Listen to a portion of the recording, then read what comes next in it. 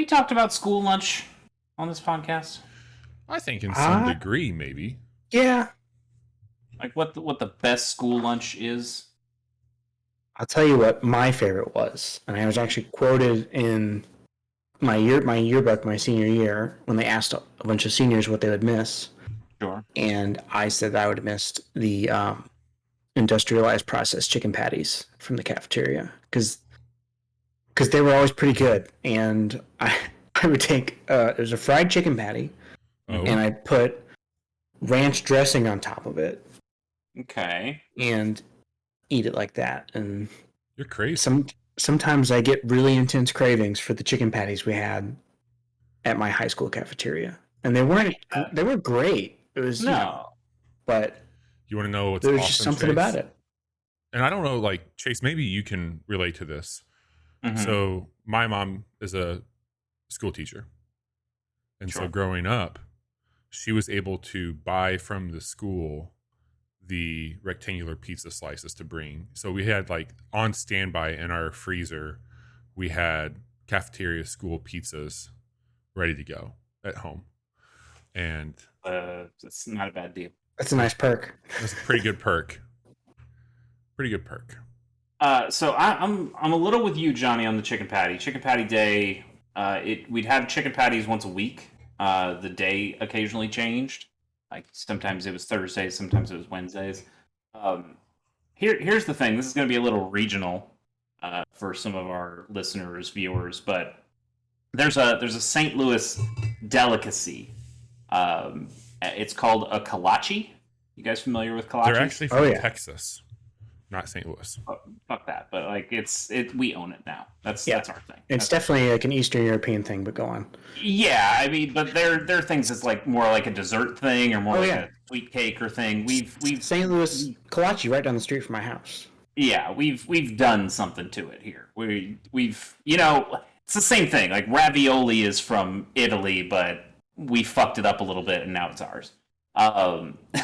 Exactly. So in St. Louis, and I suppose other places, but mostly St. Louis, we have the stuff. It's basically like a dinner roll that has been hollowed out and filled. Delicacy. Yeah, but like that's still a sweet one. Like the original kolache has a sausage in it from Czech, I'm just looking it up on Wikipedia. It keeps saying it's a cake. No, a kolache originated stateside in Texas. Was not a St. Louis thing. We get ice cream, we get Gooey butter cake, we get toasted raviolis. We do not get kolaches. Fine, whatever. The point is, I invented the kolache. Yes. I mean, it turned to steal a Mad Men phrase. It turns out it had already been invented, but I came to it independently, and that's what's most important. When it was Chicken Patty Day at my school, the chicken patty you'd always get the same spread for Chicken Patty Day. It would be chicken patty, check. Dinner roll, check. Mashed potatoes and green beans. And what I would do, I would hollow the fuck out of that dinner roll, and I would chop up that chicken patty, and I would put chicken patty pieces, and then I'd smash as much mashed potatoes as I could in there, and then I would eat this as a delicious sandwich, which is basically what we have as kolaches today. So you're welcome. Thank for you my culinary genius. Yes, I truly have advanced technology and food forward. I'd eat it. I did. I ate it many times, maybe once a week. I would eat it. Give it to me. Good stuff. It's good stuff. I mean, you have people be like, "What are you doing? Why do you just keep sticking your finger in that dinner roll?" And I'd be like, "I mean, if I had it, hello, hey, this is a family show, Chase." Like you guys need to see what's happening here. It is probably the best thing I've ever made. Put it in an air fryer. Put a little butter on it. There you go. I mean, I don't have access to an air fryer when I was in English class, but yeah, sure. Today, the best thing I could totally make that happen. I ever made. I co-made was this podcast, The Casual Hour, which is ostensibly about video games, but mostly about dinner roll stuffed with chicken and Chase's fingers, apparently. I'm Bobby. Get those mixed up. Please don't. They might be called chicken fingers, but you don't want a chase finger in there. That hurts me specifically. Do you like chicken strips? I love chicken strips. Chase, the gamer on the go. Mm-hmm. That's me. The confectionist of the kitchen. The exploratory savant of chicken. Mm-hmm. Johnny. That's what they say about me. Yep. The 80s emo kid drinking water. What I do. You got a nice new shelf behind you. Thank you. I have 3 nice new shelves, but you can only see 2 of them. Ooh. Chase, what do you got on the shelf? Chase, why don't you put some shelves up in your house? Yeah. In your apartment. Yeah. Actually, no, there's 4 shelves. We got books on the top Look at this 2. man. He doesn't even know how many shelves he got. And then toys and more toys. What kind of discussion do you have with Misty on like the real estate for that? Like, did you have a rock, paper, scissors for who gets to put what where? Or is it just like, can I put this thing here? Each one of you own a shelf? I mean, all the stuff on the bottom is mine. So I've got my Gundam, my Futurama and Simpsons blind boxes. I got my Lego Vader, my Lego I can't believe I'm saying this, but Misty should have just kept all of it if that's what you're going to put on there. So if you're going to sully those shelves with Gundams, then yeah, what are you doing? I would take the creepy babies over the creepy Gundam any day of the week. Whoa. I'd love to have a shelf full of Gundam. Yeah. Well, why don't you? I just got the Gundams. Oh, I've just got the Gundams. I don't have shelves. I mean, you got some space behind you. You can put a shelf behind you there. It's a little. There's Pokemon shit behind there. We'll get there. We've had a few weeks where we've been on a bender of video games, specifically video game news. We've done quite a bit here, where we've covered at least 8 shows, maybe. Yes. And then on top of that, something like that. Probably. We've done a lot of quick looks, and we've done even 2 casual Monday streams celebrating the Steam Next Fest and playing those games. So we've got a lot of video games that we have been playing in between all the last bits of news. So we're going to get into that tonight. We got a few breaking news stories to cover unrelated to game trailers. But tonight, what I'm calling uninitiated with the casual hour, I am going to be spoiled by Chase and Johnny. I do not know the spoiler from Final Fantasy VII. And we are going to burst my bubble, strip me of my innocence, and make me initiated by the end of this episode on all things Final Fantasy. So more to come on that. That'll be happening in the back half of our episode. We'll discuss it in more detail, but as part of our news story also, they announced a second Final Fantasy remake game, which we knew was happening. Yes. And in that trailer, Johnny and I thought, like, I don't think it really helps Bobby not to know.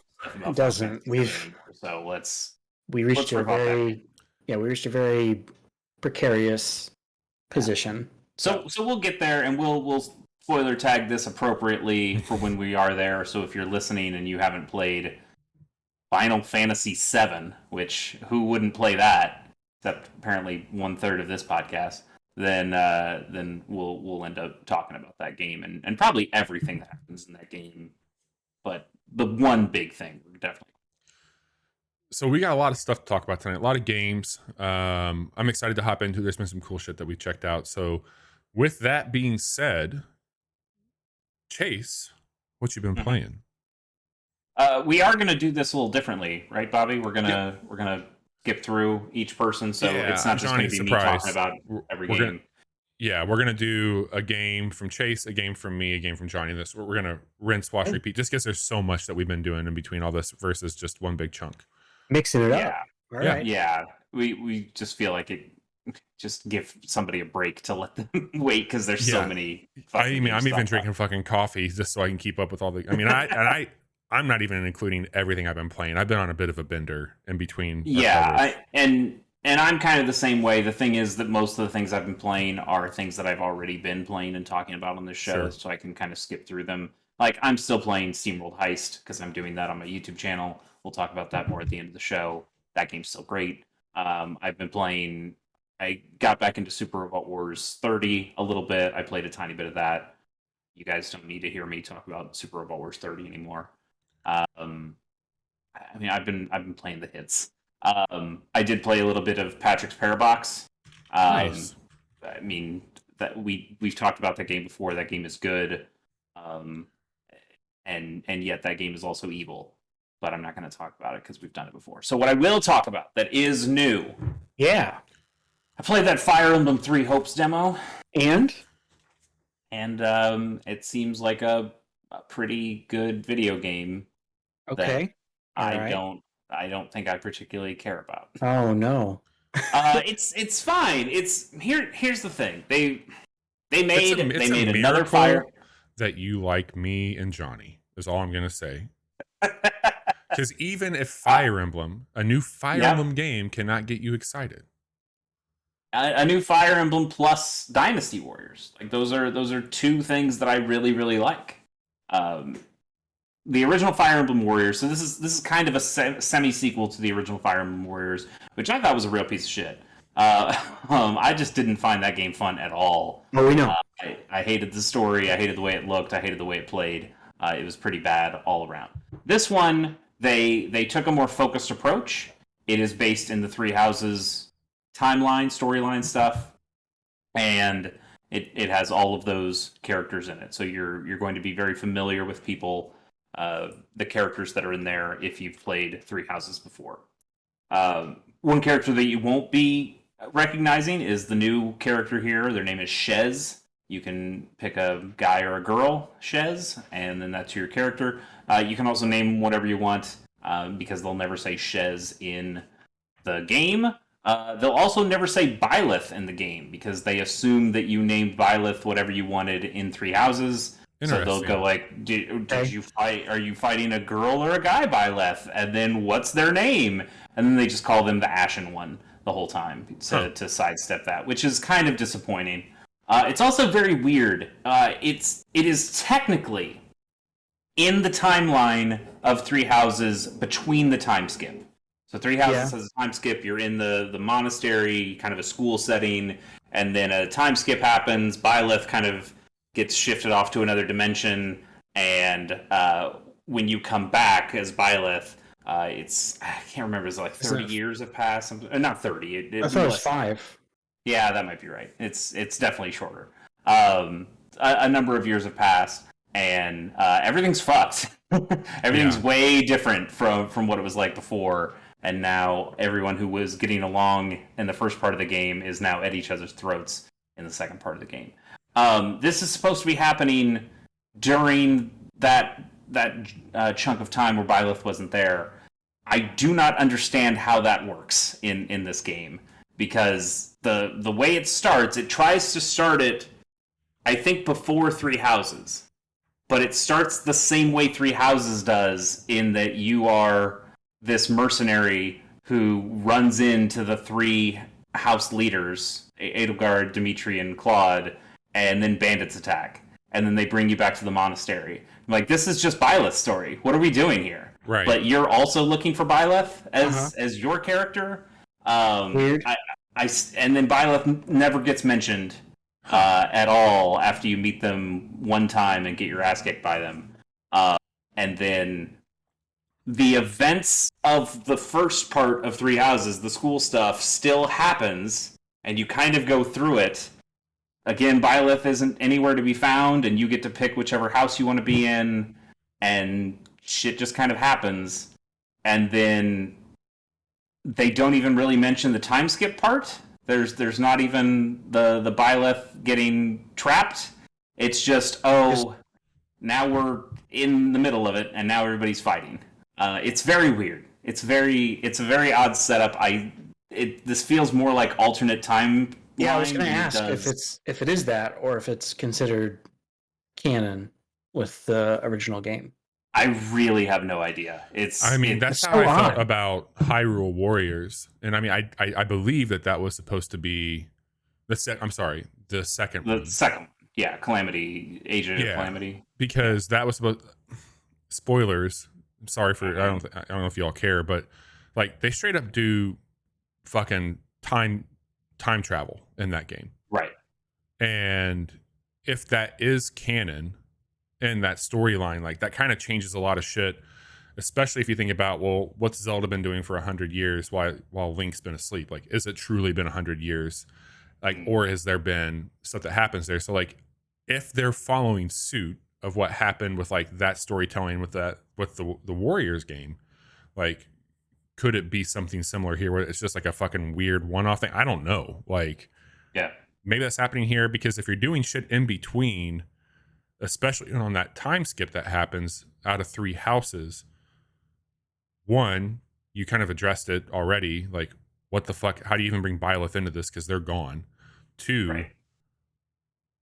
that's a pretty dark fucking period. So either they need to lean into that and like let this kind of go south quickly, because that's also when you start to see some of the inner workings of what's happening with what's her name from that the baddie from the house.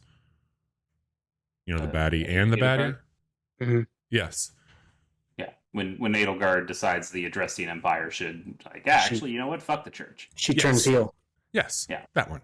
That's the one. It is very weird though. Do you guys remember rescuing a red-haired girl named Monica? Like right before the time skip happens. You rescue this girl. She's in like a dungeon at some point, and she seems fine. She was a Black Eagle, so like she goes back into the Black Eagles, and then before the time skip, I guess this is spoilers for 3 Houses, but she like turns into Kranya, the orange-haired ninja girl. Yes. And she's the one who kills Geralt, Byleth's father, and then that kind of kicks off the time skip part. So in this, I picked Black Eagles because I wanted to. I wanted to get Petra on my team. You know, actual real character of the year, Petra. Best girl. So I just wanted to. Petra. I just wanted to play with Petra. She is. You know what? In that game, man, there's some other good choices too. But yes, Petra's best girl. I wanted to play with her. I wanted to have. I thought Edelgard would be kind of cool. So I just ended up picking Black Eagles. And you rescue Monica really, really quickly in that. In this? Yeah. Huh. And then she's part of your house. She's part of my team. You can play as Monica whenever you want. That's pretty cool. And also, you run into Kranya in that level.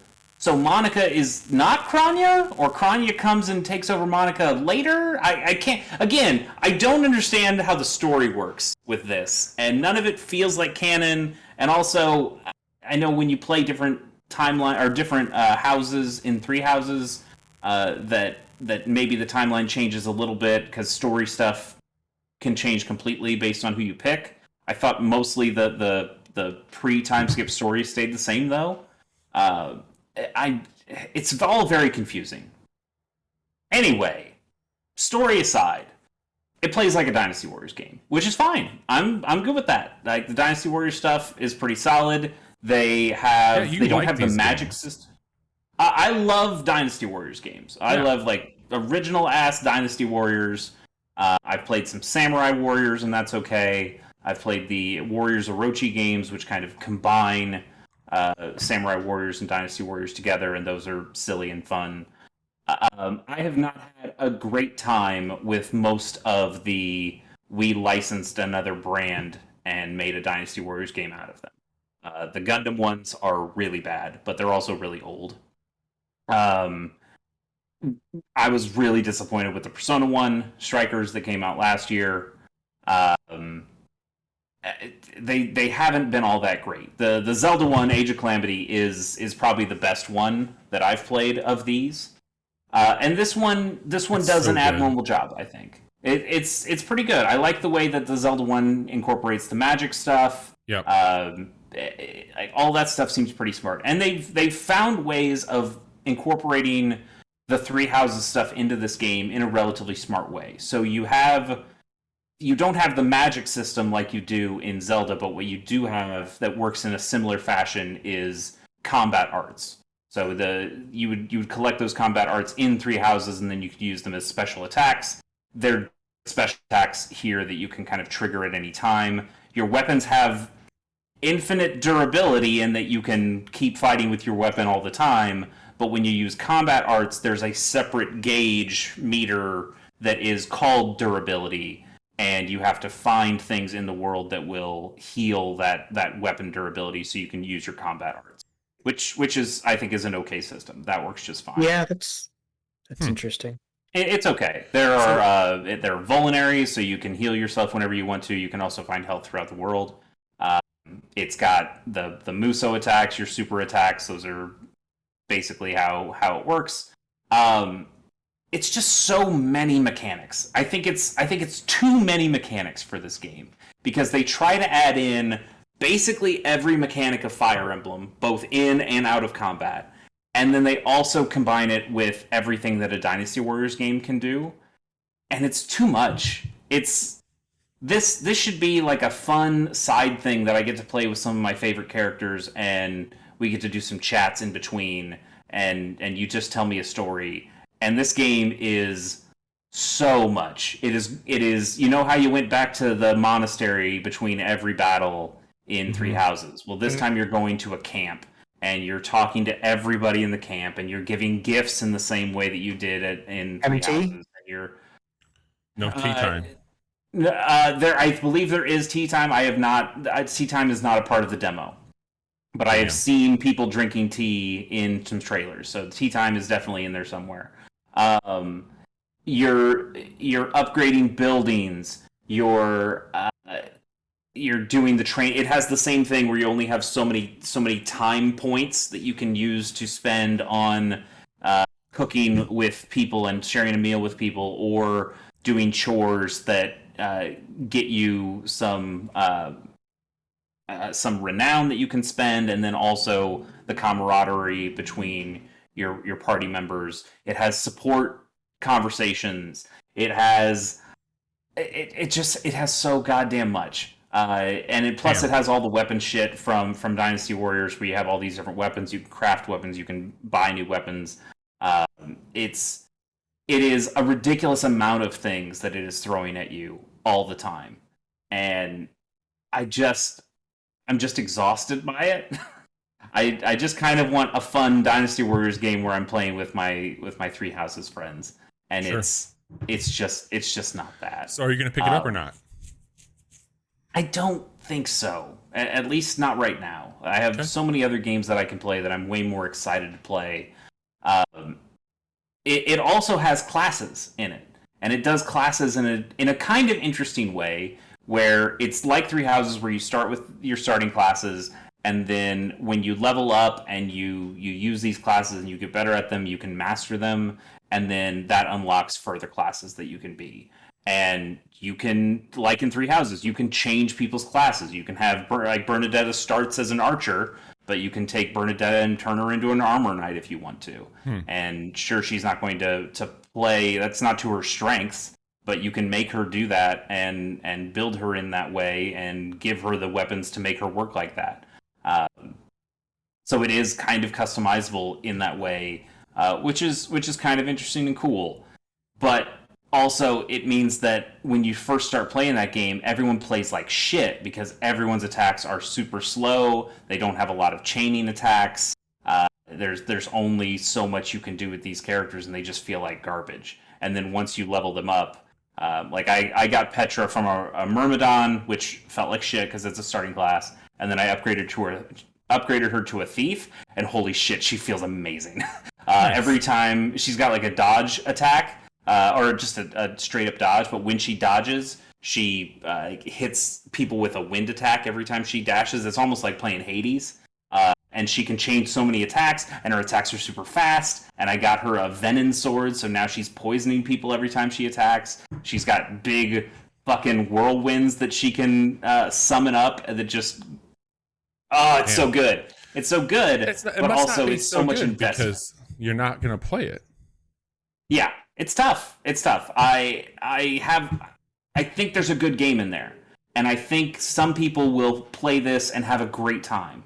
And if you are coming to it thinking this is a very deep hack and slash game that I'm gonna get way into, the game has so much for you, and I do think it is a good game in that respect. But for what I want out of this, something that I can just quickly jump in and jump out of, like when I play Dynasty Warriors, I just want to play the Yellow Turban Rebellion, slash a bunch of people in a crazy way, and then get out, and then do something else.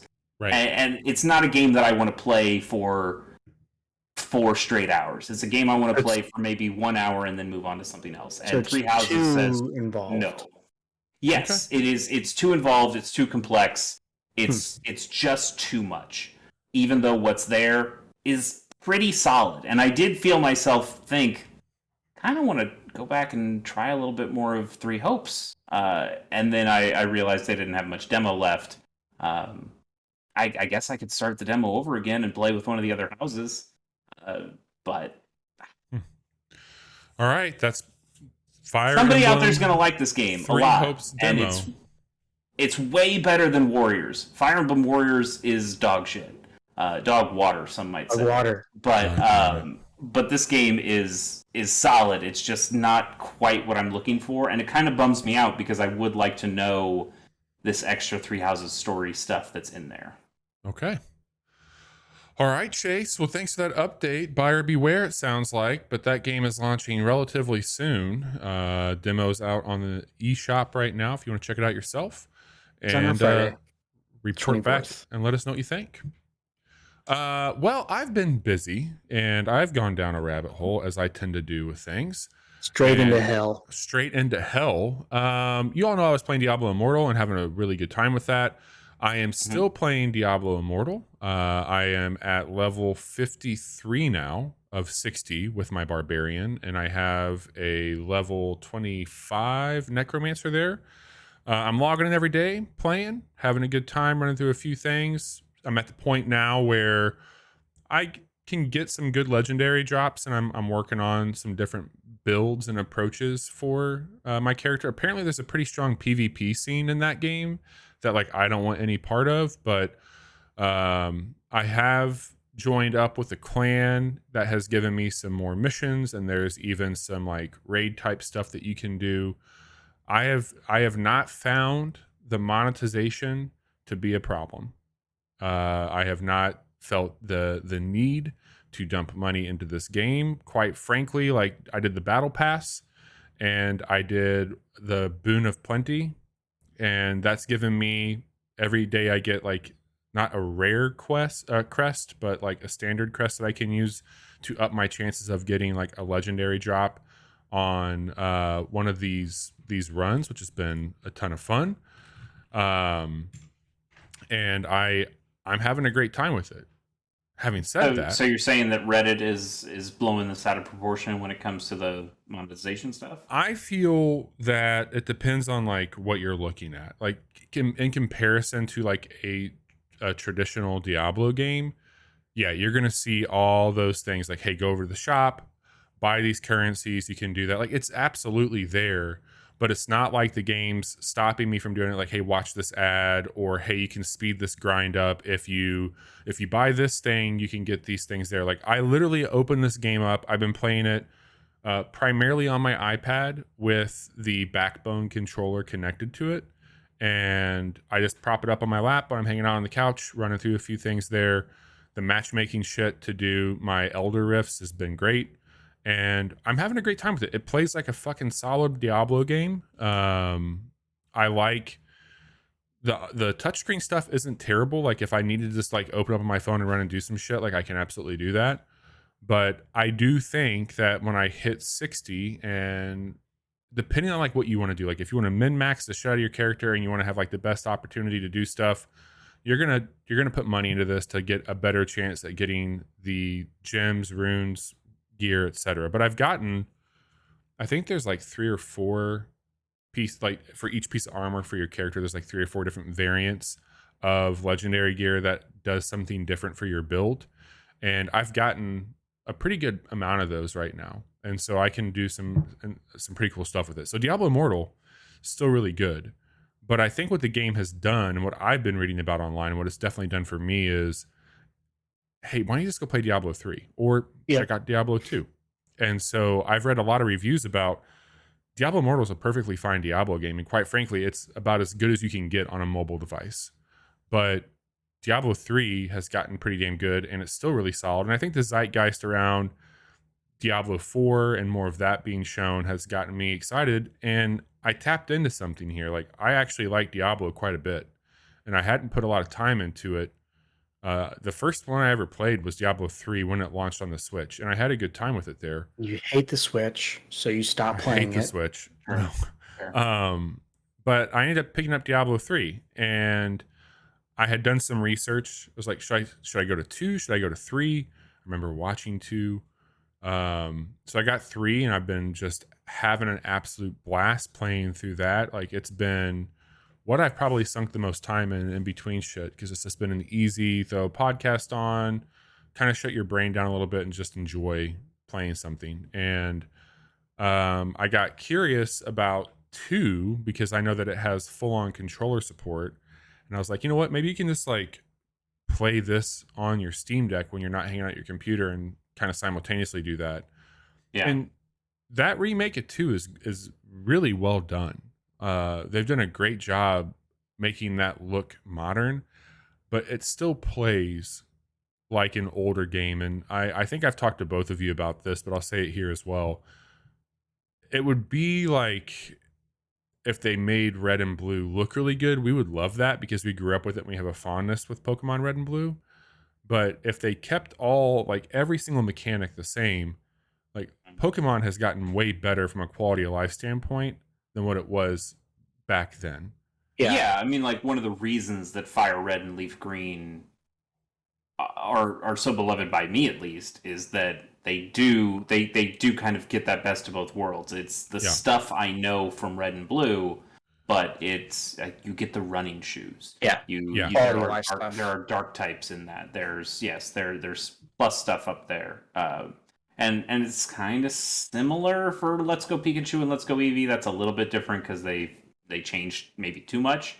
But Bobby, to your point, I imagine there's not even really a subset. I bet there's most gamers out there, at least the ones who have played Diablo 2 before, that want it to play like Diablo 2. If they're buying this game, it is one of their best games ever. And if you change that, they probably would get real pissed. But for people like you and me who admired Diablo 2 from afar but never really played it and had our first I never played it either. 3, my first experience. Like, having your first Diablo experience with being 3, it probably makes 2 feel difficult to go back to. And, 100%. And as much as I'd like to play 2 just from a historical appreciation standpoint, I think if I did go and play a Diablo right now, it would probably be loading up 3 and playing Reaper of Souls or whatever. Well, at the time of this recording, which is June 22nd, they have a big summer sale going on right now. So if you are looking to play it on Mac or PC, you can get it for $10. That's not everything with the DLC. I think that's $29 to get everything right now. It is. Johnny ended up picking that up, which I've been begging him to grab it because I'd love to play it with some people. Like, I'm just having a really great time with that. And 3 also goes on sale on Switch, pretty decent. Yeah. Well. And they've done, like, I think they're on season 26. And I believe that they've done something to where, like, you can play older seasons as well if you wanted to get like a certain loadout or gear that was available in that season for your character. Like, you can do that. I'm pretty sure. They support these games forever. Yeah. So. And so all that to be said, like, I am not going to be playing 2. I'm going to continue playing Immortal, like, until that game makes it abundantly clear that it wants my money to go further. I'm going to keep playing it because I'm just having a really good time with it. But 3 is great. And all that to say, like, I got so excited when Diablo 4 was shown at the Xbox Bethesda presentation that, like, that's quickly become one of my most anticipated games for next year. And I think that some of the mechanics as far as control goes with Diablo Immortal, and then some of the stuff from 3, looking ahead to what they can do with a game that will have cross progression, cross play. I think that's going to solve a lot of problems, even that local co-op that they'll have with it. So I can't wait. I'm hoping that does go through on the deal and that will be included with Game Pass. Like, I just kind of move away from BattleNet if I can. But I'm having a really good time with Diablo 3, which it's an old game at this point, but I've been playing the shit out of it. And I hit level 41 on there with my Necromancer. So just so much Diablo. Diablos, baby. Johnny, what have you been doing? Yeah.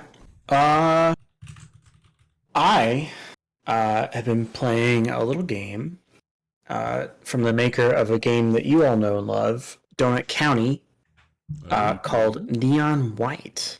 That's weird that those two games are made by the same. It is. It's very strange. I told that to Jude earlier, and he was like, wait, the game with the hole? I was like, yeah. I keep hearing so much about this game that like makes me feel like I should give it another shot. I think you should, because Neon White fucking rules. It's Yeah, but the things I've seen and read are people saying that Neon White is an incredible game for a very specific group of people. And I feel like Bobby's not in that group. And it might just be the anime appreciators group that Bobby is definitely not a part of. I mean, he knows about every anime as we sure. see firsthand Absolutely. every casual Monday, but I don't think Bobby likes anime all that much. So I don't think he appreciates that, holy shit, that's Spike Spiegel, even though Cowboy Bebop is like the one anime you've actually seen. Yeah. So yeah, the whole premise of this is you are one of a band of assassins that has died somehow, and Kevin is holding an annual contest to let one person in heaven who can clear out all these demons that have infiltrated their way in there. And each level is like a little obstacle course. I described it to Chase as like anime Titanfall Gauntlet, because it is a lot of, you're running the course and you're figuring out the most effective way to get to the end of the level. Because at the end of the level, you're graded bronze, silver, gold, and then there's platinum. And it's a FPS platformer. I don't know. It's a weird amalgamation of A little different deck things. builder. Bit. You're picking up cards, and the cards are like a gun that you can shoot, or you can discard it, and it gives you a specific ability. So there's one that makes you dash forward really far. There's one that lets you jump. There's one that throws like a little grenade, and the whole first set of missions is teaching you the basics, like the rules and the mechanics of the world. Let me ask you a question about that. Yeah. Because that's like, I liked all that. Like, I thought that stuff was cool. Like, the card system made sense to me. I liked that it had some platforming elements to it. Yeah. I did not like how it felt, and I felt that it was not a tight experience. I felt it was very swimmy, and it did not carry a weight that I was hoping that like a platformer would have. I mean, there is a certain amount of floatiness to it, but I haven't ever felt like that's been to my detriment. If anything, it lets me adjust my landing. It gives me more time to figure out where I'm going to fall. The Luigi Mario 2 effect, yes. Yeah. And so that was a little strange at first, because you really have to get used to, like, okay, gravity doesn't work the way that it would in Are like you a playing real this world. with a mouse and keyboard? Mm-hmm. Yeah. I played it at first with my Xbox controller. No way. And then I was like, this kind of feels like when I was playing Doom, and I really should be playing with a mouse and keyboard for this. And having that precision probably really helps, and does. That might be the only reason I haven't picked it up on Switch yet. Mhm. Is that I'm a little worried that if it does feel a little floaty and loose, that being on Joy-Cons or a Pro controller is not going. Yeah, and it never hindered me. Like, I was getting like decent scores on those levels. It's just like, it was still fun, but I felt like I really tapped into the secret sauce or whatever that's in here once I had that more fine control over where I was going, because you're also having to kill enemies as you're running through the level. So just like in the Titanfall Gauntlet, you're like, okay, I'm gonna run here, I'm gonna shoot this demon, I'm gonna pick up the card he drops. I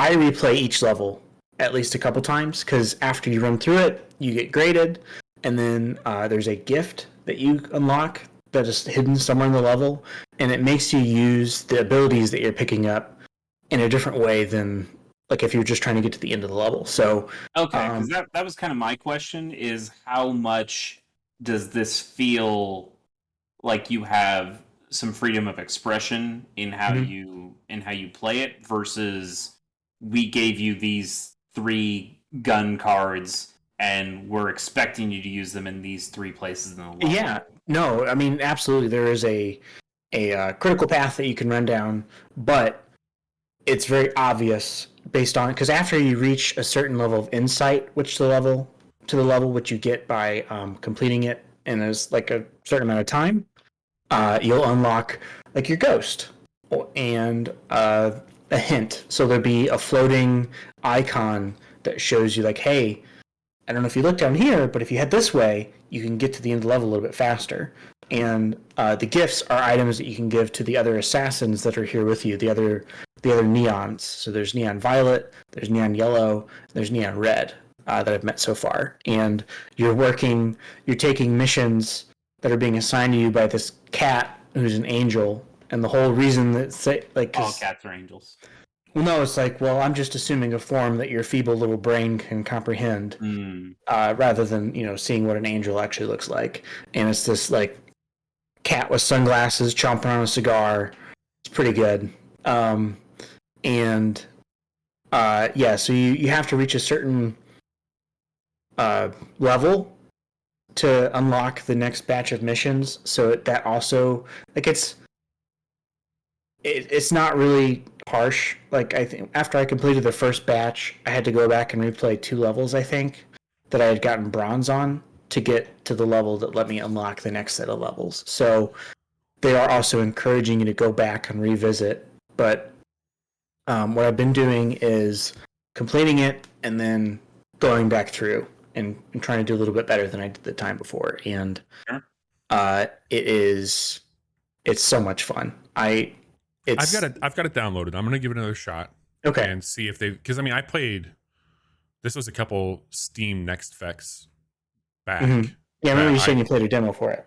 It was a while ago, and it's not fair. I'll be the first to say it's not fair for me to hold a game to that standard. It's a demo, right? They've probably taken feedback and worked on it. So there's that game is overwhelmingly positive on Steam right now. It's getting talked about. I see people tweeting about it daily since this 1.0 release. And that's also a demo that you played 2 years ago. It's not like the Three Hopes demo that I played that game's out Friday. They're not changing it. Yeah, that's my point. Is that like I've got it downloaded. It's on my computer. I'm gonna check it out again. See if it's improved. Yeah, I can tell you with a fair amount of confidence that unless it slips up in some dramatic way, like this is going to be probably pretty high on my list at the end of the year. And I think that there's new mechanics and shit that I haven't even unlocked yet. So cool. Yeah, and so one other cool thing. So there's the main levels, and then as you pick up gifts and you give them to the other characters in the hub area, you unlock new dialogue with them, and also side quests, which are more challenging versions of levels. So there was one that like you basically had to keep jumping. So you had to, because if you right click, that spins a card that gets rid of it to activate its ability. And if you use all the ammo that the card contains, that also gets rid of it. You always have a sword that you can use. If your sword runs out, you use your fists. So you're running through this level, and you're having to time your jumps just right and figure out, okay, which direction do I need to turn after I go around this corner? Because there's no platform or anything. I need to know which way to launch myself to get to the next card. And do you find the game to be very horny?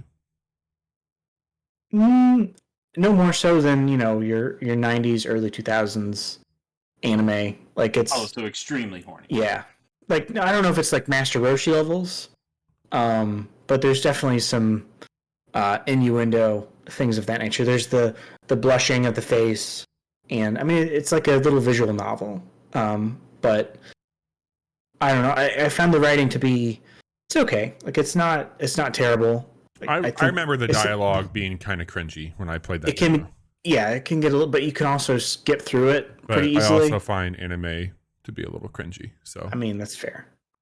So yeah, I really, really enjoying my time with Neon White so far. Nice, man. That was Neon White. That is out on PC, Switch, I think Xbox. I think it's on everything. I'm pretty sure. Think so. Chase, what else you been playing, man? Let me check one real quick. I want to know if Neon White's on PlayStation. I think it is. I'm just seeing Switch and Windows. Okay. I can see that game making its way to Game Pass. Sure. Yeah, I can see that. Yeah, let me tell you about another game I've been playing. I actually just played it tonight. I downloaded it last week, though, and I was pretty excited about it. It's called Platformer Toolkit. It is free. It is out on itch. I'm going to put it in the chat if you're out in chat and you want to just give this a shot. It also has a browser-based version. It's on Windows, Mac, Linux, basically everything. If you're listening to this, then go to itch.io and look up Platformer Toolkit, and I'm sure you'll find it. Platformer Toolkit is made by Mark Brown, who is a YouTuber who runs the channel Game Maker's Toolkit. Have either of you guys watched anything from Game Maker's Toolkit before? Yep. I think so. Okay. It's mostly kind of for developers. I mean, it's kind of for both. It's for people who are really interested in the inner workings of games and why games feel so good. It's really interesting to hear Johnny talk about Neon White and Bobby, the way you talked about the floatiness of jumps and how things move, because that's 100% what Platformer Toolkit is all about. Huh. It is a game that is a tutorial on how jumping and running feels in platformers. And what Mark's done with, it seems like there's some other credits in there too from people who are helping out. What he's done is he's built a little game where you start with a little Game Boy character called Kit, and you play around with the way Kit moves, and you see how it's just like a little visual indicators that you can play around with, little sliders that allow you to change the speed of Kit, or change her jump height, or change the way jumping and running works. So like you when you're running in a platformer, how long does it take for your character to get up to full speed? How long does it take them to stop? How fast can they go? And then you get into jumps. You know, how high is the jump? Does the jump have a nice graceful arc going up? Does it have extra gravity when you're coming down? And one of the coolest things here, once you complete the tutorial / game, the game is basically a tutorial. They unlock 4 approximations of platforming movement. One is like, this is our closest approximation of what Super Mario Brothers 1 feels like. This is what Sonic feels like. This is what Celeste feels like. Ooh. And then this is what Super Meat Boy feels like. And it gives you 4 very distinct. And you actually, when you click those and see the presets, you see how they work with the visual indicators and the sliders. You can go, okay, now I see, you know how, here's how, I can break down exactly how the Mario jump is different from the Sonic jump just by looking at, weird. Okay, it has this much acceleration to it, this much initial jump height, it jumps up to this height, and then here, isn't it really interesting how Celeste has this like immediate air brake on it and has so much downward gravity compared to something like Super Mario Brothers that is inherently flippier and floatier in the way that its jumps work. It's very cool. It's very short. It'll take you less than 20 minutes if you're not really just poking and prodding it all the time. But I think it's a really interesting way to look at games on a deeper level and have a better appreciation for how games work. Because as I was going through this game / tutorial, I'm tweaking my settings and going, okay, I think this feels kind of right for me before I move on to the next setting. So then at the end of the game, it just kind of gives you this big level that you can run around in. And I went, okay, I think this feels good. I think this is how I'd like my games to feel. And then when it unlocks those presets, and I turn on Super Mario Brothers mode, and I see how their settings are extremely different from the settings that I had. I look at that and go, wow, does this game play like shit? Or God. but it's just very interesting, and it is a little bit of a misnomer in one way, that you're kind of tweaking the character in this platformer toolkit game to fit the level that they have, where if you were really developing a video game, you'd tweak the character's jump until it felt good, and tweak the character's movement until it felt right, and then you'd probably build your level after that to fit the way your character feels, not fitting a character to the way the game level design is built. But even still, I think it's a really interesting way to just look at games. I downloaded it. It has controller support and mouse and keyboard support. Nice. I think it's well worth everyone to play just to get a better idea of the games that you play. And then I would also suggest to go check out Game Maker's Toolkit on YouTube and watch a few of those. There are some really interesting ones, interesting one-off videos. He also has a couple series. Boss Keys, I think, is probably his best series, where he starts by breaking down the way that Zelda dungeons work. Oh, and awesome. and how they make you find keys to open doors, and comparing how different Zelda games make their dungeons in different ways and have different philosophies based on that.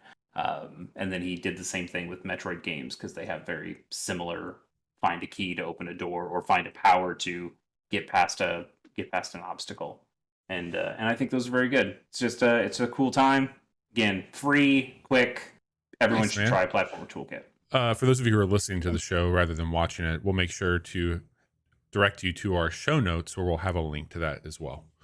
Totally. All right, Chase. Platformer Toolkit on itch. Check it out, everybody. I've got a couple more games to get through. I'll go to Johnny. I think Johnny only have one more. When we come back to me, I'll wrap up with two that'll be back to back really quick here, unless you have a third that I don't know about, Chase. No. Okay. I did something stupid. No, I mean, that's sure. It's a day that ends with Y, right? Yeah. You did something terribly predictable. Late to the party on this one, though. I checked out Factorio, and I'll be brief on Not this. so much late to the party as it is like you've been hanging outside the party, like looking through the window and going, "Cool party! I wanna be a part of that party." And then they finally let you in. I'd love to get into that party someday.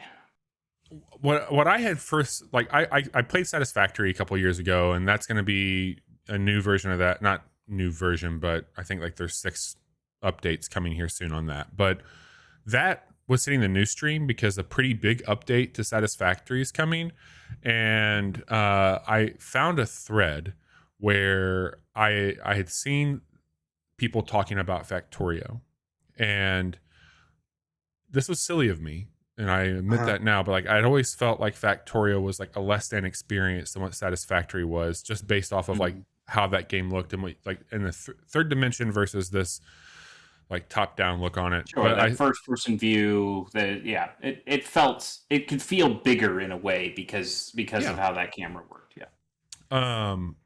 But what I had read that I thought was incredibly fascinating and just really cool was they were talking about like how involved the developers of Factorio have been with their community, how they continually update the game, how they talk about what they're updating on the game, and just their overall relationship with the base playing that game, which is a lot of people. There's a lot of people who love that game. But what I saw there that had spawned from this Satisfactory news was the devs from Factorio had the devs from Satisfactory over essentially to talk to them about like how to incorporate ideas into their game. And I thought that was just like really fucking rad and really cool. And I'm like, you know what? I want to give these guys some money. And this is a game that I just was already on, like, just pop my bubble and let me play it already. It's a bit more of a tower defense game than I had realized. And it's pretty neat how they do this. Like a lot of the trappings of what you would have in Satisfactory are here. Like it's literally not the same thing, but conceptually there's some ideas that are shared.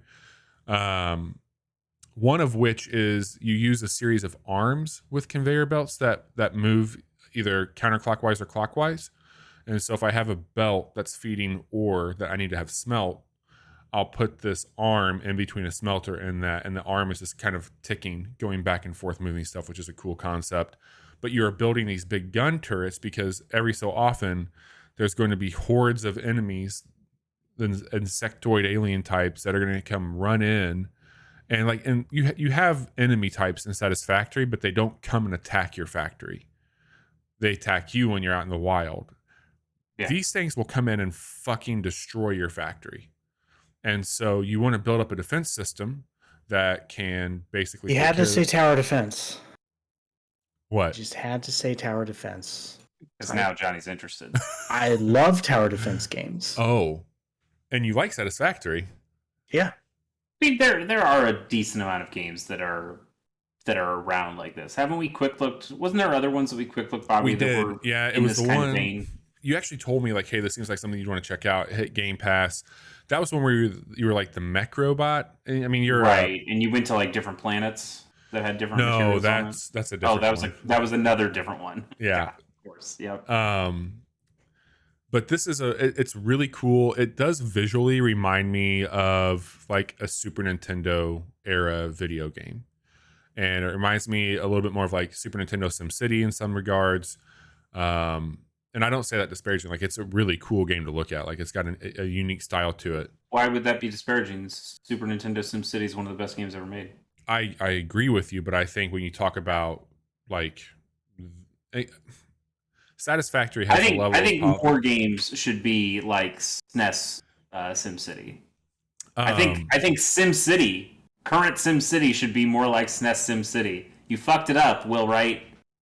The last thing I'll say on it, I say this almost every time I bring up one of these games, it can be kind of hard to crack into, and I think at first glance it can be pretty overwhelming, but they have an incredible tutorial that they bring you through where it's like 4 different levels, and the first level is pretty barren. Hey, your ship crashed over here, go and do these things, get used to it.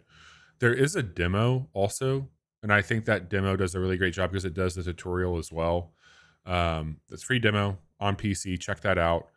But there is Bobby, to that point, can I ask you a question? What is Baby's first factory game? What is like, hey, okay, Bobby, I want to try one of these factory making games. What's the first one you'd point me towards? Does Factorio having a good enough tutorial like that make it a number one? Is it still Satisfactory because that's the one you kind of fell in love with? I'm gonna say it's Satisfactory for this reason: is that there's something about that three-dimensional space in Satisfactory where it's easier for you to kind of see, like, I can get on my belt and ride my belt, or I can see a little bit more in the distance, like, hey, there's going to be this ore outpost, and like I can see how my cables would be ran, where the grid element, I think, of this, I don't want to use the word muddy, but it can be a little confusing as you're starting to see how like arms and belts and things like that move. Like, there's not an easy way to gauge depth. And I also think that if you are coming into this game, chances are at some point in your life you've played a first person shooter, and so mechanically you know how to interact and move that a little bit easier than maybe how you would move your guy who is responsible for doing things like mining and constructing. The placement in Factorio, you can, like, I can be a few spaces away from something and still interact with it to like open it up or build it, but it's kind of confusing on how you would place your character on that. So I still think Satisfactory does a really nice job, and it has the hub. It has a good onboarding process. Yeah, and I think that's a pretty great one. I really do. Okay. But Factorio is really cool, and I think that it's worth the $30 that this game cost, and that the developers are amazing people. They're doing great work, and you can't go wrong with either Satisfactory or Factorio. And I think it's hard to be like, I'm either one of these or one of those, because there's people on the Steam reviews like, yeah, I just hit 1,000 hours on Factorio, It's got 100,000 reviews, sitting like 98% positive. So it's so good. It's really much beloved by the people that like this game. Very, very well done, and I think it does some interesting stuff. Like, last thing is, like, combat wise, you're putting armor on. You can craft different types of guns, different types of ammunition, different types of turrets that you're building stuff into. And it's pretty satisfying when you create these choke points that these aliens come through and they just get melted by your towers. Like, it's really fucking cool when that happens. See, you're speaking my language right now. And I'll tell you what, Johnny, if you wanted to handle, because I rather build and mine and do that stuff. So if you wanted to just like build up an automated defense system and let me just build out your factory, I would be a-okay with that. I'm head of security. You're head of security, and I'm Bob the Builder. Yeah, awesome. Fantastic. I have taught myself not to be susceptible to Bobby's siren song when it comes to games that I know I will not like. I know that, Chase, I will never win you over on... You can tease me with a good tower defense time as much as you want, but I know there's a factory building game behind it, and I can't let me do it. I will own that. I will be the factory schlump here. Let me do that. Anyway, that's Factorio. It's an older game, but it's got a lot of really great things to offer, so check that out. Johnny. Yo, I can make this pretty brief. So Super Mario Strikers Battle League came out earlier this month, and it is the third game in the long-running franchise that first came out on the GameCube. Long running.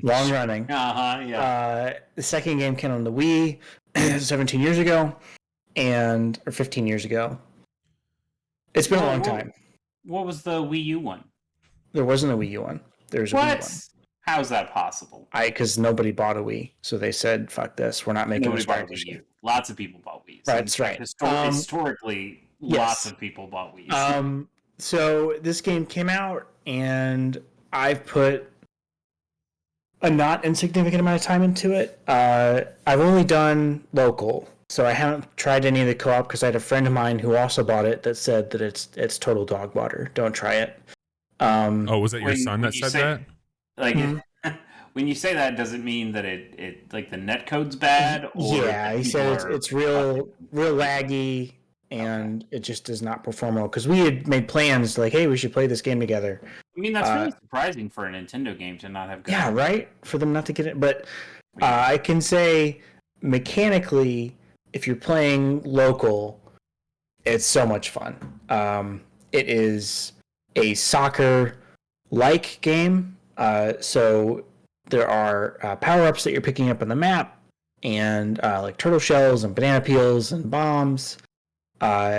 You are choosing a team of all regular Mario characters, whereas in the past it was like your captain was like Mario or Luigi or Peach or somebody, and then you had Koopas or Toads that were the other players in your team. And this one, you can have a team of all just Toads or Yoshis, but you can't have a team of, say, like all Marios.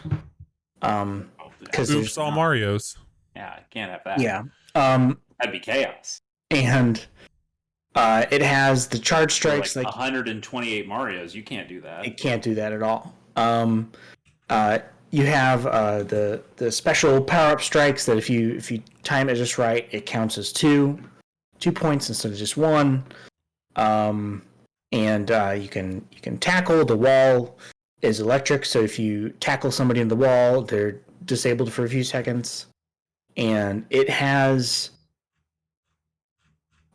there's a complexity to the mechanics to it that it's not like it is pick up and play, but there's enough going on there underneath that I think if someone took the time to get really good at it, it's similar to like what you have in a fighting game. Like anyone can pick up and play Street Fighter, but if you're playing against someone who is taking the time to really learn how those characters work, they're just going to mop the floor with you.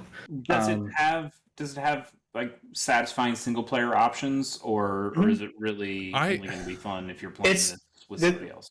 One of the complaints is that it is relatively light on content. I think that's I think that's fair because I've played through 3 or 4 of the cups that are on offer. I think there's 6 or 8 in total. Mhm. There's not a campaign on this. No, there's no story mode or anything like that. They said that they're going to add. But on the other hand, it doesn't have a Mario Golf Super Rush campaign. So, what's worse, honestly? Yeah. That's fair. So, Fair. I don't like. I don't regret buying this game, and I haven't spent as much time with it as I originally anticipated. But when I have played it, I've had a lot of fun. Well, let me ask you a quick question. Yeah. It seems odd to me that this game carries, and this is a stupid fucking argument, but I'm gonna make it anyway because sticker prices are dumb.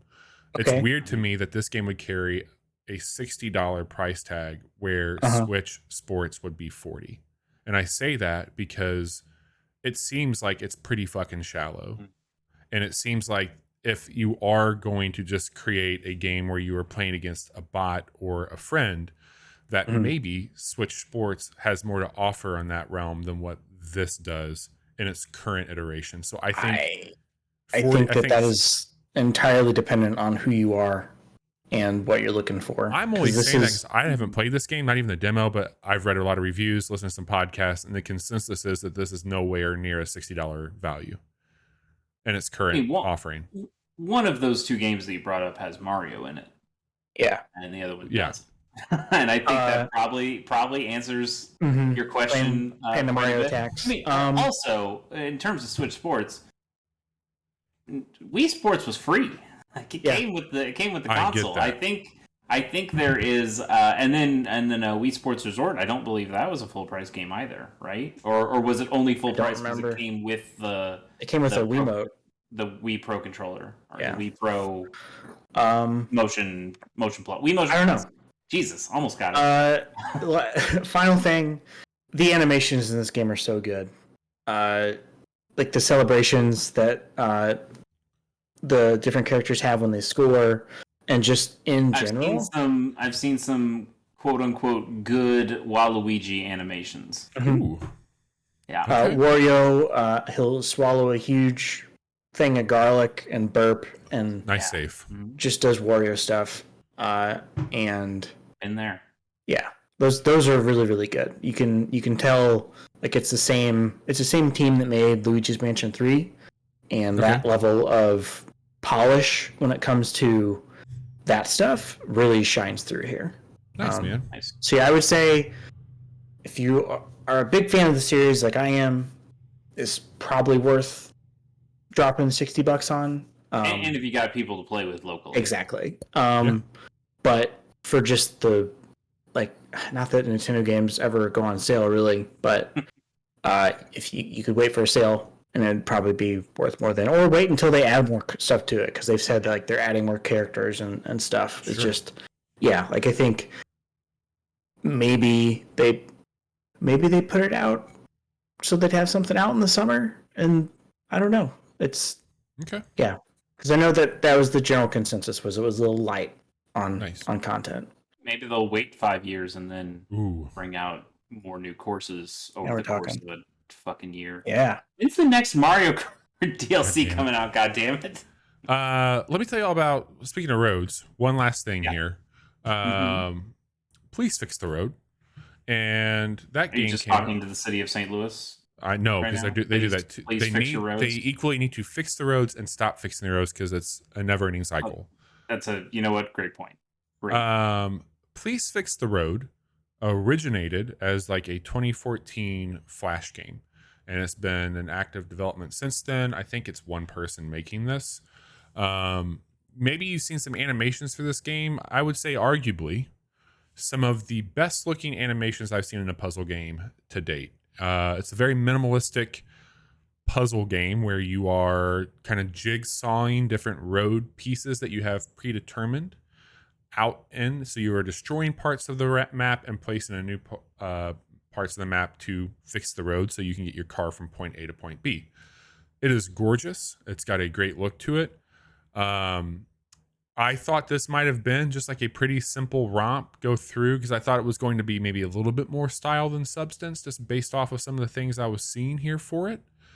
But I have not gotten there yet, but apparently this game amps up the difficulty quite a bit. Really? Yeah, and I think that it gets to get into some pretty head-scratching scenarios. Um, Okay. there's been a quality of life update that came out. Again, talking about great developers. Ariel Jerkowski, I believe is his name. Kasky. Yep. Very, very transparent, very open, asking for feedback on like, hey, you notice things, let me know. I want to make sure this game runs really well when it comes out. There's been a really big patch with some great patch notes that came out, but also I think 10 additional levels were added into that. One of the best looking games I've played this year, probably for a while. It's just absolutely pleasant to experience, look at. The whole package is just fantastic. Chase, it reminds me from a vibe standpoint, a little bit of that Railbound demo that you and I checked out and did a quick look Sure. for. Yeah, I can see that. And also, like again, vibe wise, I'm feeling like a little bit of Golf Peaks. Like it Absolutely. definitely plays differently than Golf Peaks, but there's a simplicity to the way that you're playing. Everything you need to know to solve this puzzle is right in front of you. Yep. It's just really cool. It's a very pleasant Animations experience. are It's unreal, dude. outstanding. Incredible. Absolutely incredible. I will say a very strong contender for one of our game of the year categories, which is best style. I think this It'll is probably lose to Neon White, but good effort. good effort. I don't know, dude. Neon White, yeah. But I'm sorry, I meant Citizen Sleeper. That game's got some fucking style. Yeah, it does. Norco's got some style. Less style this year. But this is really cool. It's $10, and I think that there's a lot of game there for $10 as well. Not that you should only make this decision, but it's a single dude making a game. Throw him some money. This feels like this has Big Apple Arcade energy. You know, I could see this easily hitting a mobile platform for sure. I don't know what the plan is long term for it. I haven't dug too deep into it. But we'll probably quick look this at some point in time as well.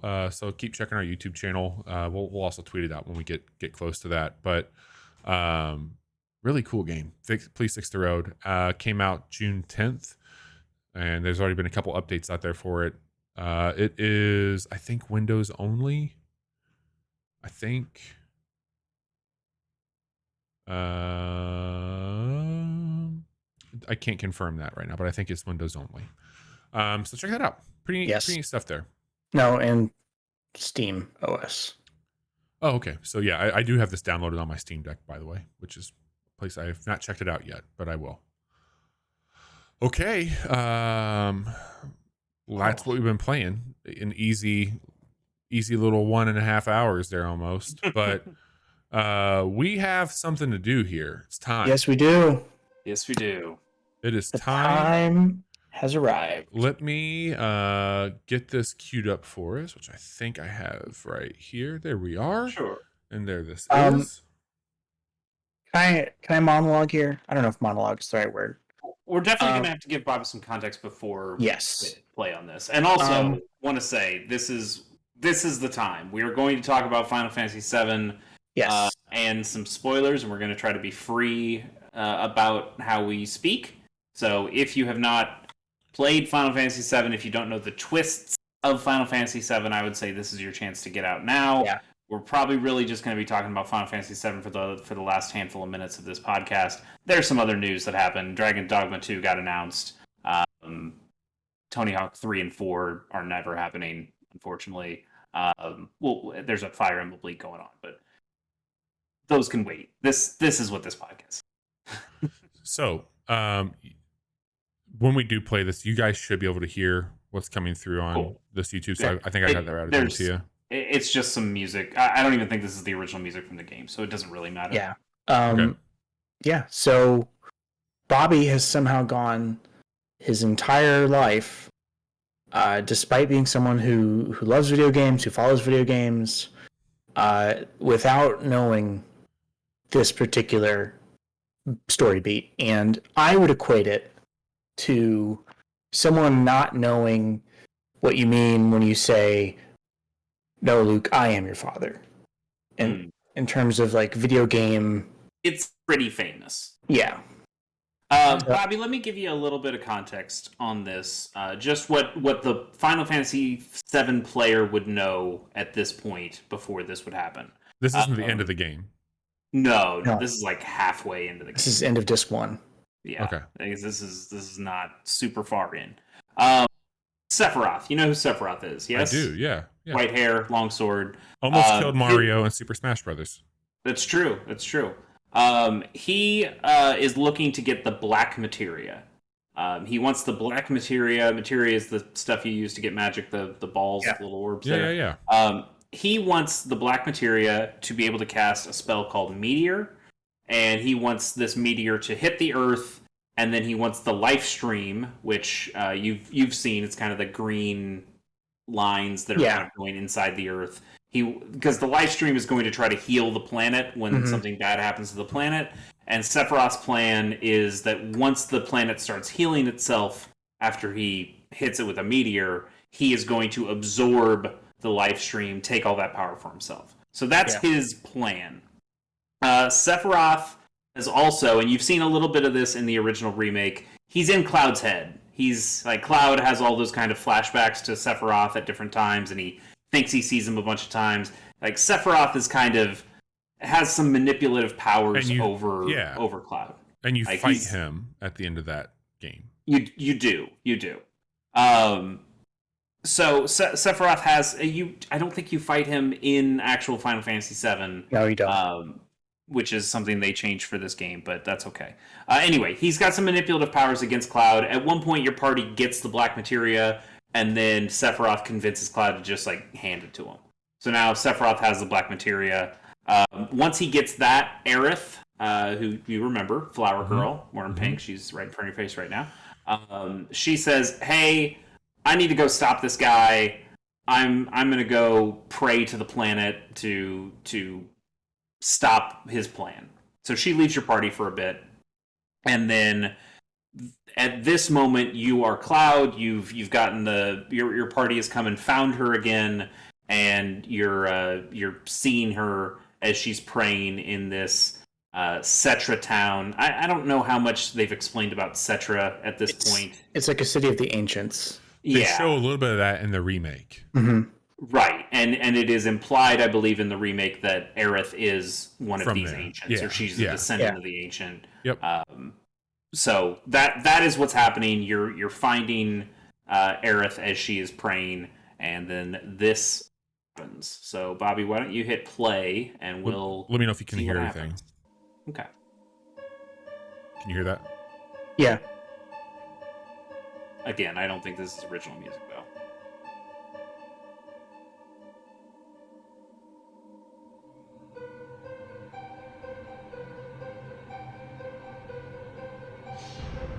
Oh shit! Yeah, that Yep. happens.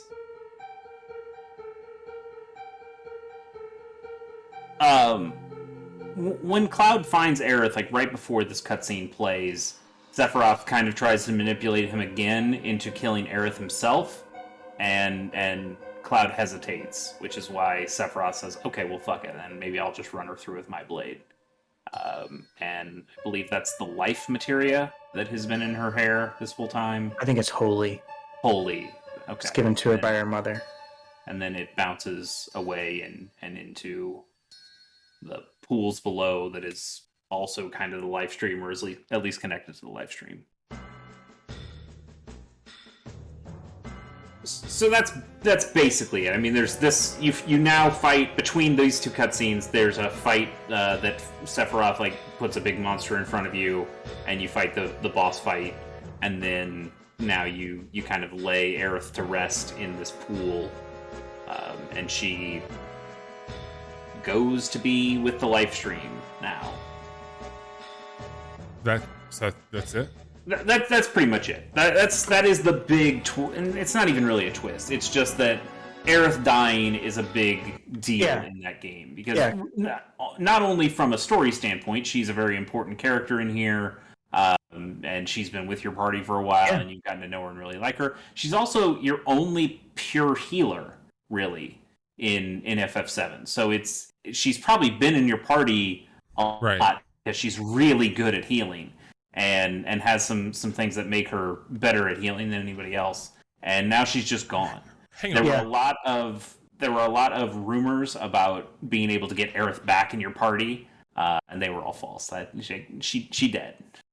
She's absolutely dead. So in the remake, yes, there's like a flashback sequence or something where you find the sword next to, like, wasn't there something with like somebody being dead? I think they showed... That's a different thing, and I'm about to talk about that later, but that's not an Aerith thing. I think they did show the materia bouncing, if I remember correctly. They probably did. It's just like a visual trick. Yeah. And one of the things, Bobby, the reason that we didn't want you to watch the Final Fantasy showcase thing from last week is that there is just a line in that where I think Cloud says like, "Hey, or Aerith is like, wait, I died? What?" Yeah. Because the whole thing with the remake thing is that you had all those Dementor-looking dudes that were coming out to try to keep the timeline as it was. Yep. And the remakes are saying, actually, we're breaking away from the original timeline. We're doing different things. Because what's his name died in the remake, died but didn't die. Right. Sephiroth. No. Yeah, in your party. At the tower. Barrett. Yeah. Yeah. Like he. Yeah. And they heal Barrett because Barrett wasn't supposed to be dead at this point. Yes. Yeah. You're right. But also, is it Biggs or Wedge at the end? The one that is voiced by Badger from Breaking Bad? Wedge. Yeah. He dead. Like, he dies in the original game. So, and also they're just a much smaller part of the original game. Like they're in there, but they are not. They're not getting tons of voice lines like they are in remake. So Chaser, what you're telling me right now is that like this might not happen. Right. And it sounds like the Rebirth is what it's called. Final Fantasy VII Remake Rebirth, the second one here, is going to be a lot about trying to stop things from happening. Because the end of Final Fantasy VII Remake is that Sephiroth kills or destroys or disrupts all those fucking Dementor-y things. Yeah. And now that means, fuck it, anything could happen. We have broken the timelines now. We can do whatever we want. That's why Zack showed up. That's why Zack showed up. Yeah. How much do you know about Zack? I know that Zack, it's kind of like a Mad Men thing, right? With Don Draper. Yeah. Yes. A little bit, yeah. Yeah. I think that's a good way to... Yeah, Cloud was not a soldier. Like, he was just a regular, like, Shinra grunt. Yeah. And he kind of assumed Zack's identity. Like, Right. took his Buster Sword, his clothes. I need your clothes, your boots. Yeah. And your Buster so, Sword. like, Zack and Cloud went through some trauma. Mm-hmm. Do you remember Hojo? Yep. He's this kind of evil professor that we saw. Yeah. So Hojo experimented on and injected Genova cells. How much do you know about Genova? Can't remember how much they talked about Genova. A little bit, I think. Not a whole lot. Okay. Not anything that like I could like memorize. Okay. Genova is a being that was originally thought of as an ancient, like Aerith, but is actually a space alien thing, parasite thing that came to Earth and is now fucking everything up. Sephiroth is a clone of Genova. That's right. And Hojo injects Genova cells into Zack and Cloud. Is that why Cloud sees Sephiroth in his head? Yes, and that's probably why Sephiroth has some manipulative power over Cloud, is because, hey, I'm kind of just Genova, and you have some of those cells in you. So Zack breaks free from Hojo's lab, brings Cloud with him, and then that is the sword you see. He gets like a bunch of Shinra people murder the fuck out of Zack. And Cloud is kind of catatonic at the time. And then Cloud, once he wakes up and figures out what's going on, he takes the sword and kind of is in that traumatic state where he ends up imprinting a lot of Zack in his own memories and feeling like he is Zack. So he's kind of the embodiment of Zack, even though he's not Zack. So and that's kind of where we're going. At the end of the remake, when he shows up, Mm-hmm. like that was a big fucking deal because he's supposed to be dead. One, Yeah. two, like I think I even heard maybe Johnny or Jason telling me that like, who the fuck knows what can happen in this next one? Zack could be a party member. Yeah, like he could. They It's could do wild. anything at this point. Yeah. And one of the reasons you know that it's a different timeline, or at least like a different timeline is happening, is because when they have that standoff, they show that same kind of standoff with Zack, but now there's like a different, there's like a flyer or something that has a different dog than the dog you see, like that cutesy cartoon dog that you've been seeing throughout the game. Yeah. It's a different kind of cartoon dog. So you go, wait a minute, this is not even the same timeline as what I was in before. This is kind of alternate. Do you think and now we're really fucking around with stuff. I know that like the big thing, like everybody's talking about metaverse and all this shit, and like I know Marvel is just raking in the money with it. Do you think that Square would ever try and do something to where the events happening in this remake just bust the seams open for Final Fantasy in a way that other shit starts to bleed into like different you mean things? Kingdom Hearts? Yeah, I was gonna say I don't think so, because there is Kingdom Hearts, because they already have a thing that does that. That Cloud and Sephiroth are in. Mm-hmm. That was okay. So that was the reason I bought Kingdom Hearts back in the day, is because I knew Cloud and Sephiroth were in it. That was the only reason I bought that game, because that's how obsessed I was with that game and those characters. So there's a fighting game that I bought just because it had Cloud in it. Oh God! Yeah. So really, for me though, like the time that I was putting off playing Final Fantasy VII, a classic, we talked about Diablo 2 earlier, was just like, oh, I'm going to get a better version of that game in this remake, but it's really not that game. Very different, right? And that's why it was really interesting for us, for me and Johnny, when you were playing through the remake as we were, because and you liked it as much as you did, because that game was basically Final Fantasy VII, at least the Midgar part, but it was deviating a little bit, and it was interesting for you to come in and talk about how you're experiencing this for the first time, where Johnny and I know what's supposed to happen and seeing how it's pushing against the edges of some of that. And then at the end, when you see that, oh, actually we stopped the thing that was keeping everything in line, now anything could fucking happen.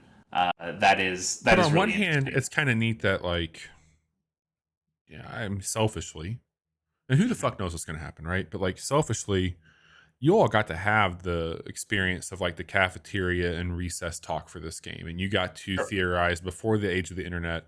Here, now that this is a game coming out that we're all going to play, and like it happened at the end of the remake, we hopped on a FaceTime call, Johnny, and talked about the game, and like it's a situation where like I get to kind of experience this with you both in an interesting way, especially that's like really cool. Now that we have this platform also to talk about games on a weekly basis, where it's like we're going to talk about that game when it comes out. And now that like we're getting into a territory where we don't have to be as timid with me, especially where we can just like openly be like, this is something happening there. Like, I'm thrilled. I haven't watched any of the stuff from that yet because I knew I needed to do this. I'm going to go and watch. As soon as we get done here, I'm going to watch that trailer because I'm really excited to see it. I suppose we could just watch it now if we wanted to. I mean, we're running out of time, and I don't think we need to watch that here. But a couple other things. One, so to that point, yes, we didn't want you playing the second game, and when Aerith says like, "Oh wait, I died," in like a different timeline. I'm sure they'll find a way to explain that to brand new players, because there has to be some people who are playing this brand new like you were without playing the original, even if they halfway know what happens. I'm sure there's going to be some explanation, but we didn't want you to just be incredibly confused on what the fuck people were talking about. Yeah. So I think it was valuable to get you to watch this.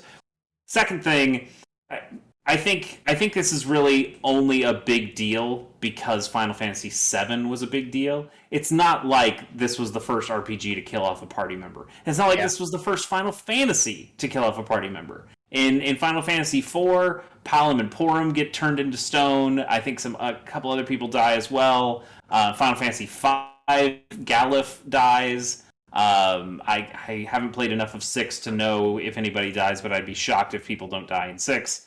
It's not like this is a big thing. It's just that it's a big thing because Final Fantasy VII was such a big thing compared to any of the Final Fantasies that came before and any of the RPGs that came before. So it became a huge deal that Aerith died, and that people talked about it like that because it was such a big seller. 2. Oh, go ahead.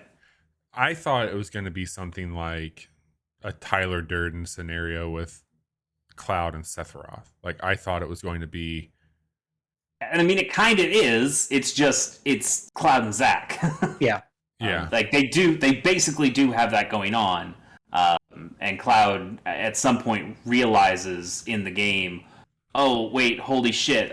All these memories I have, they're actually memories of Zack, or Zack was there at these different moments, and I've been. Is my life kind of a lie? And then he has an even weirder thing going on with him. One of the other things here, they showed off another couple games at this Final Fantasy event. One of those is a remake of Crisis Core, which is a prequel to Final Fantasy VII that has you play as Zack. Oh, cool! And it is Zack fighting with Sephiroth because they're both in Shinra. They're both soldiers in Shinra at the time. And you actually see these events that go before. It is a very stupid, overly complex game, but I think the ending of Crisis Core is really good in that it does show Cloud and Zack being injected with the Genova cells. The ending of that game is Zack escaping with Cloud, getting killed, being having the sword in the hill, and Cloud becoming Zack at that point. So at least the ending, I think, is pretty solid. The rest of the game is incredibly stupid, but I enjoyed it on the PSP, and it getting a remaster, I think that'll be exciting Pretty for cool. some people to play. I've never played it, so It's Nice. It's okay. It's not. I very highly doubt it's going to be an amazing game for you guys, but it is something. The last thing is there is another game. They've already announced it. They've talked about it before. They showed it off a little bit more on this showcase. But the thing that, Bobby, you could do if you really want the Final Fantasy VII, the original Final Fantasy VII treatment without having to play Final Fantasy VII, it's called Final Fantasy VII Ever Crisis. And that is the mobile game that feels like it's going to be like Final Fantasy 15 Pocket Edition. Okay. yeah, I had that same exact vibe for sure. And that is supposed to go over the entire storyline of Final Fantasy VII. So that's supposed to have Crisis Core stuff in it. It's supposed to have original only? Final Fantasy VII stuff in it. Do what? Is it mobile only? Yes. It is currently mobile only. They haven't announced it for anywhere else. And it's also going to be chapter-based, episodic in that way. Okay. But it's also supposed to have games that are things that came after Final Fantasy VII, like Advent Children. The movie stuff is supposed to be in there. Dirge of Cerberus, which stars a character you haven't even met yet, and we haven't even talked about at all in any of this Final Fantasy VII stuff. Who might be the coolest character Red 13? with also some of the lamest people. Do what? Red 13? No, you've met Red 13. He's at the end of Really, you haven't met this person at all. Okay. Yeah. And he's also optional in Final Fantasy VII. You can just completely miss him. You could totally miss him. But he's so cool. He's so cool. Except his dumb shoes. His dumb fucking shoes. But everything else is pretty fucking cool about him. There's still so much Final Fantasy VII that you don't know, and I think you'll still get lots of fun surprises. But I think the most important things to know is kind of the whole story hinges on Aerith dying. because it's a big deal for Cloud. It puts him in a different headspace, and it changes the pieces on the board. And the Cloud as Zach imprinting stuff is also very important to know and understand how or why Cloud is doing things, why Cloud and Sephiroth have the relationship that they do, and everything going into that. So I think you knowing these things now is going to put you in a much better position when Rebirth comes out. Yes. And then whatever their third game is going to be called, I have an idea that it will start with an R. Yes, Revengeance has been the good joke that's been around there. What did they announce that had Reunion in it, Johnny? Didn't they announce something that was Final Fantasy VII Reunion?